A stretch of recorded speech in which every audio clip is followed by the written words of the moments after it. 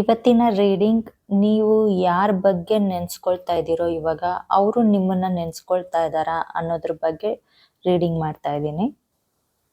Open ಮೈಂಡಿಂದ ಈ ರೀಡಿಂಗ್ನ ನೋಡಿ ಯಾವುದು ನಿಮಗೆ ರೆಸೊನೇಟ್ ಆಗುತ್ತೋ ಅದನ್ನ ಮಾತ್ರ ನೀವು ತಗೊಳ್ಳಿ, ರಿಮೈನಿಂಗ್ನ ಇಗ್ನೋರ್ ಮಾಡಿ. ಇದು ಟೈಮ್ಲೆಸ್ ರೀಡಿಂಗ್ ಆಗಿರುತ್ತೆ. ಇದು ನೀವು ಯಾವಾಗ ಬೇಕಾದರೂ ನೋಡ್ಬೋದು, ನಿಮಗೆ ಅವಾಗ ಅದು ರೆಸೊನೇಟ್ ಆಗುತ್ತೆ. ಈ ರೀಡಿಂಗ್ ಮಾಡೋವಾಗ ನಿಮಗೆ ಯಾವ ಪರ್ಸನ್ ನೀವು ನೆನ್ಸ್ಕೊಳ್ತಾ ಇದ್ದೀರೋ ಇವಾಗ ಅವ್ರ ಬಗ್ಗೆನೇ ಥಿಂಕ್ ಮಾಡ್ತಾ ಇರ್ರಿ. ಓಕೆ, ರೀಡಿಂಗ್ ಸ್ಟಾರ್ಟ್ ಮಾಡೋಣ. ಆ ಪರ್ಸನ್, ಆ ವ್ಯಕ್ತಿ, ನೀವು ಯಾರನ್ನ ಮನಸ್ಸಲ್ಲಿ ಇವಾಗ ನೆನ್ಸ್ಕೊಳ್ತಾ ಇದ್ದೀರೋ ಅವರು ಇವಾಗ ನಿಮ್ಮ ಬಗ್ಗೆ ಏನು ನೆನ್ಸ್ಕೊಳ್ತಾ ಇದ್ದಾರೆ ಅನ್ನೋದ್ರ ಬಗ್ಗೆ ರೀಡಿಂಗ್ ಸ್ಟಾರ್ಟ್ ಮಾಡ್ತಾ ಇದ್ದೀನಿ. ಇಲ್ಲಿ ಬಂದಿರೋ ಕಾರ್ಡ್ಸ್ ಬಂದು the world, ace of cup, Two of Wands, Four of Pentacles, Nine of Wands, Wheel of Fortune, the Hermit, Eight of Wands, Three of Pentacles, Five of Pentacles, bottom of the deck, Seven of Swords ಬಂದಿದೆ. Okay, let us see ಅವ್ರು ಏನು ಯೋಚನೆ ಮಾಡ್ತಾ ಇದ್ದಾರೆ ನಿಮ್ಮ ಬಗ್ಗೆ ಈಗ. First thing, ಅವರು ನಿಮ್ಮನ್ನು ತುಂಬ ಇಷ್ಟಪಡ್ತಾ ಇದ್ದಾರೆ ಅನ್ನೋದಕ್ಕೆ ನನಗಿಲ್ಲಿ 3 ಕನ್ಫರ್ಮೇಷನ್ ಸಿಕ್ಕಿದೆ. Ace of cup, the world and wheel of fortune. ಅವ್ರು ಮುಂಚೆನೂ ನಿಮ್ಮನ್ನು ತುಂಬ ಪ್ರೀತಿ ಮಾಡ್ತಾ ಇದ್ರು, ಇವಾಗಲೂ ಅಷ್ಟೇ ಪ್ರೀತಿ ಮಾಡ್ತಾ ಇದ್ದಾರೆ. ಅವ್ರು ಎಷ್ಟೊಂದು ಸಲ ನಿಮ್ಮ ಹತ್ರ ಹೇಳ್ಕೊಂಡಿದ್ದಾರೆ ಕೂಡ. ಇಲ್ಲಿ ನಿಮ್ಮ ಪರ್ಸನ್ ಅಷ್ಟು ಎಕ್ಸ್ಪ್ರೆಸಿವ್ ಆಗಿ ಕೂಡ ಇಲ್ಲ ಅನ್ನೋದನ್ನು ಕಾಣಿಸ್ತಾ ಇದೆ. ಬಿಕಾಸ್ ಅವರು ಅವ್ರ ಎಮೋಷನ್ಸ್ನ ಕಂಟ್ರೋಲ್ ಮಾಡಿ ಇಟ್ಕೊಳ್ಳೋದು ಜಾಸ್ತಿ. ಅವರು ಎಕ್ಸ್ಪ್ರೆಸಿವ್ ಇಲ್ಲ, ಅವರು ಓಪನ್ ಆಗಿರೋದಿಲ್ಲ. ಅಂದರೆ ಹೇಗೆ ಅಂದರೆ ಅವರು ಐ ಲವ್ ಯು ಅಂತ ಓಪನ್ ಆಗಿ ಹೇಳೋದಿಲ್ಲ. ನೀನಿಷ್ಟ ನನಗೆ ಅಂತ ಅವರು ತುಂಬ ಸಲ ಅವರು ಬಾಯಿ ಬಿಟ್ಟು ಹೇಳೋದಿಲ್ಲ. ಅವರು ಯಾವಾಗಲೂ ಒಂದು ಕನ್ಫ್ಯೂಷನಲ್ಲಿ ಇರ್ತಾರೆ ಅಂತ ಹೇಳ್ಬೋದು.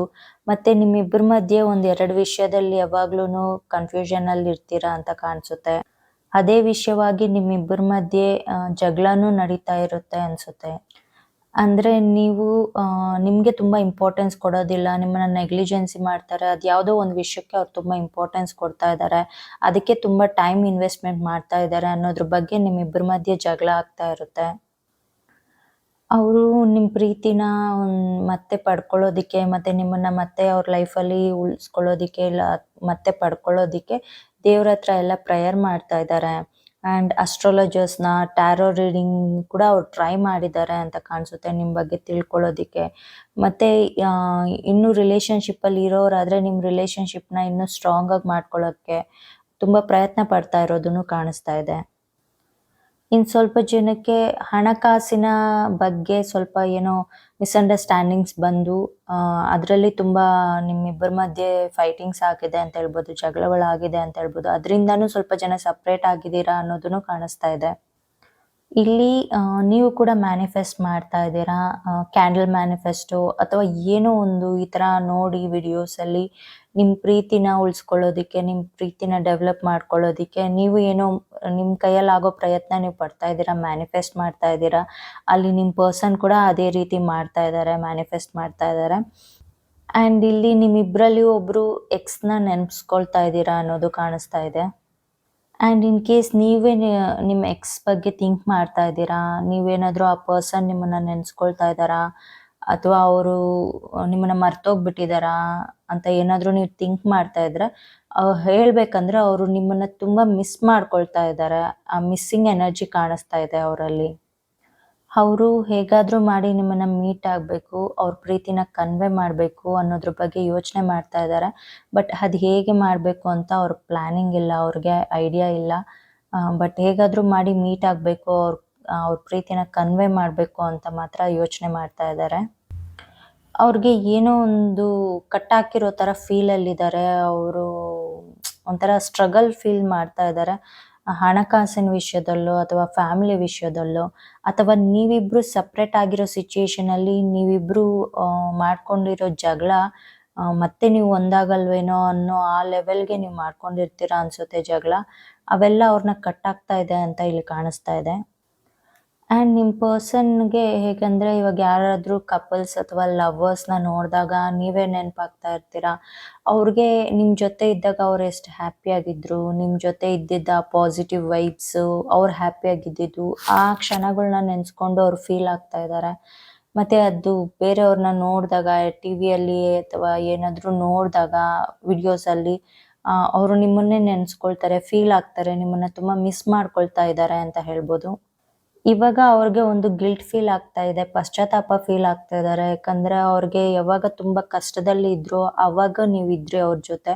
ಇವಾಗೂ ಇದ್ದೀರಾ. ನಿಮ್ಮನ್ನ ಸರಿಯಾಗಿ ಅವರು ಅರ್ಥ ಮಾಡ್ಕೊಂಡ್ಲಿಲ್ಲ ಅನ್ನೋ ತರ ಅವರು ಫೀಲ್ ಆಗ್ತಾ ಇದ್ದಾರೆ. ಆ ತರ ಗಿಲ್ಟ್ ಫೀಲ್ ಆಗ್ತಾ ಇದ್ದಾರೆ ಇವಾಗ.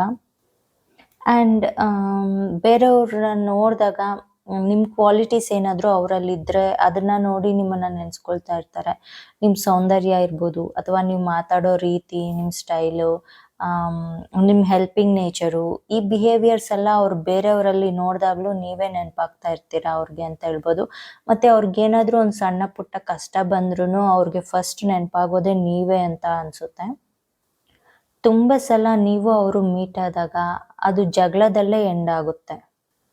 ಅಂದ್ರೆ ಮೀಟ್ ಆಗೋಕ್ ಮುಂಚೆ ಅನ್ಕೊಳ್ತಾರೆ ನಿಮ್ಮ ಪರ್ಸನ್ ಇವತ್ತು ಜಗಳ ಆಡಬಾರ್ದು, ಹ್ಯಾಪಿಯಾಗಿರ್ಬೇಕು, ನಿಮ್ಮನ್ನು ಹ್ಯಾಪಿಯಾಗಿರ್ಬೇಕು, ಅವರು ಹ್ಯಾಪಿಯಾಗಿರ್ಬೇಕು ಅಂತಾನೆ ಅನ್ಕೊಳ್ತಾರೆ.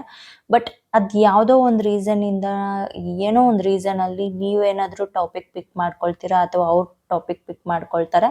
ಅದು ಫೈನಲ್ ಆಗಿ ಜಗಳದಲ್ಲೇ ಎಂಡ್ ಆಗುತ್ತೆ ಅಂತ ಹೇಳ್ಬೋದು. ಬಟ್ ಆದರೆ ಅದು ಏನೇ ಆಗಿರಲಿ ನಿಮ್ಮ ಪರ್ಸನ್‌ಗೆ ತುಂಬ ಕಾನ್ಫಿಡೆಂಟ್ ಇದೆ. ಇವತ್ತು ನೀವು ಬೇರೆ ಆಗಿರ್ಬೋದು ಅಥವಾ ಮಿಸ್‌ಅಂಡರ್‌ಸ್ಟ್ಯಾಂಡಿಂಗಲ್ಲಿ ಇರ್ಬೋದು, ನೋ ಕಮ್ಯುನಿಕೇಷನಲ್ಲಿ ಇರ್ಬೋದು ಅಥವಾ ಜೊತೆಲೇ ಇದ್ರೂ ಜಗಳಗಳಾಡ್ಕೊಂಡು ಹೇಗೋ ಇರ್ಬೋದು. ಅದು ಏನೇ ಆಗಿರಲಿ ಒಂದಲ್ಲ ಒಂದಿನ ನಿಮ್ಮ ಪ್ರೀತಿ ಸರಿ ಹೋಗುತ್ತೆ. ಒಂದು ಅಂಡರ್‌ಸ್ಟ್ಯಾಂಡಿಂಗ್ ಬರ್ತೀರಾ, ನಿಮ್ಮ ಪ್ರೀತಿ ಒಂದು ಸ್ಟೇಬಲ್ ಆಗುತ್ತೆ ಅನ್ನೋದು ಆ ಕಾನ್ಫಿಡೆಂಟ್ ಅಂತೂ ಇದೆ ಅವ್ರಿಗೆ ಅಂತ ಹೇಳ್ಬೋದು. ಒಟ್ನಲ್ಲಿ ನಿಮ್ಮಿಬ್ಬರ ಮಧ್ಯೆನೂ ಒಂದು ಪಾಸಿಟಿವ್ ಫೀಲಿಂಗ್ಸ್ ಅಂತೂ ಕಾಣಿಸ್ತಾ ಇದೆ. ಒಂದು ಪ್ರೀತಿ ಮೇಲೆ ಒಂದು ಹಾನೆಸ್ಟಿ ಮತ್ತು ಜೆನ್ಯೂನ್ ಆಗಿದ್ದೀರಾ ನೀವಿಬ್ರು ಅಂತ ಹೇಳ್ಬೋದು. ನಿಮ್ಮ ಪರ್ಸನ್‌ಗೆ ಸ್ವಲ್ಪ ಟೈಮ್ ಕೊಡಿ ಅಂತ ಹೇಳ್ತೀನಿ.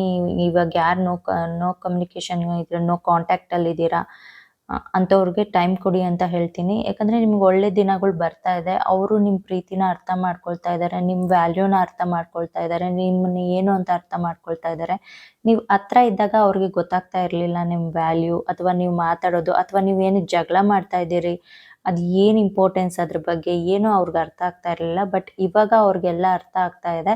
ನಿಮ್ಮ ಇಂಪಾರ್ಟೆನ್ಸ್ ಏನು ಅಂತ ಅರ್ಥ ಆಗ್ತಾ ಇದೆ. ನಿಮ್ಮನ್ನು ತುಂಬ ಮಿಸ್ ಮಾಡ್ಕೊಳ್ತಾ ಇದ್ದಾರೆ ಅವರು.